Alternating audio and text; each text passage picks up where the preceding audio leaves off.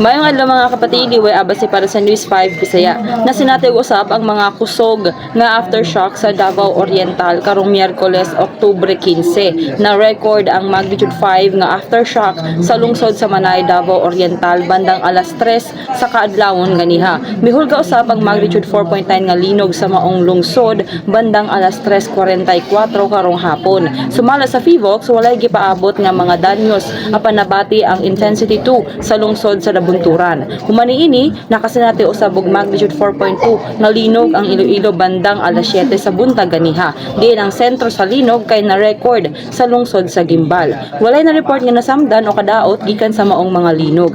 Samtang duha kasunod-sunod nga aftershock ang nagpauyog sa Bugo City, Cebu karong hapon.